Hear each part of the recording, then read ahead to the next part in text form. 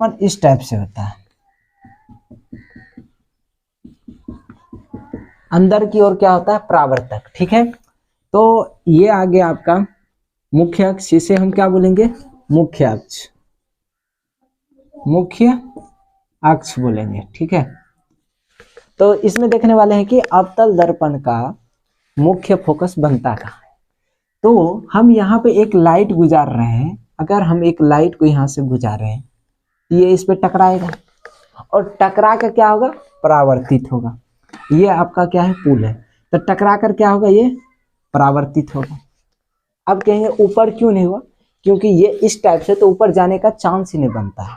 ठीक है, यानी कि इसको ऐसे समझ सकते हैं, जैसे पानी का ढलान रहता है, तो पानी की ढलान किधर, जिधर लिया रहता है उधर बहता है, वही बात इसमें है। तो लिया जिधर रहेगा उधर वो प्रकाश चल, सीधा सिंपल भाषा में। ठीक है, तो यहाँ से हम प्रकाश एक लाइट गुजारे और ये परावर्तित होकर ये मुख्य अक्ष को यहाँ पर काट दिया।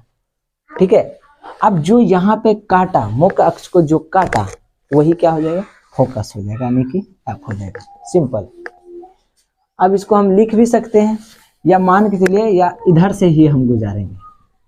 ठीक है, इधर से ही हम मान के चलिए ऐसे गुजारेंगे, ये यहाँ से एक प्रकाश को गुजारे, ये परावर्तन होगा, और परावर्तन के बाद ये फिर क्या होगा, मुख्य अक्ष को काटेगा। ठीक है, मुख्य अक्ष को क्या करेगा, काटेगा, और जो मुख्य अक्ष को काटेगा वही कटान बिंदु ही क्या बनेगा, फोकस बनेगा। तो ध्यान से लिए, इसका परिभाषा एकदम बहुत सिंपल है। क्या लिख सकते हैं कि मुख्य अक्ष के समांतर, ठीक है, यहाँ देखिए इसका परिभाषा, मुख्य अक्ष के समांतर आपतित किरण अवतल दर्पण से टकराकर जो जिस अक्ष पर, मुख्य अक्ष को जहां पे काटती है, ठीक है, जहां पे काटती है वही कटाने बिंदु क्या बनेगा, अवतल दर्पण का फोकस बनेगा, यानी कि यहाँ पे प्रतिबिंब बनेगा। ये हो जाएगा इसका एग्जाम्पल, यानी सॉरी परिभाषा हो जाएगी, बहुत ही आसान है। तो फोकस दूरी कैसे बनता है, यहाँ से आया, लाइट दिए और मुख्य अक्ष को जहाँ पे काटा वही उसका क्या बन जाएगा, फोकस। कोई दिक्कत, अगर शॉर्टकट में बोले तो एकदम सिंपल है।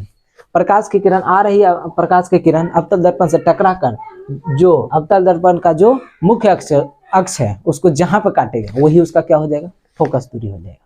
ये सिंपल है, यानी लिख सकते हैं हम इसका, अगर परिभाषा लिखें तो लिख सकते हैं क्या, मुख्य अक्ष के समांतर अवतल दर्पण पर, ठीक है, अवतल अवतल दर्पण पर मुख्य अक्ष के समांतर, नहीं आ रहा है, सीधा सीधा आ रहा है, फोकस, अवतल दर्पण का मुख्य फोकस, मुख्य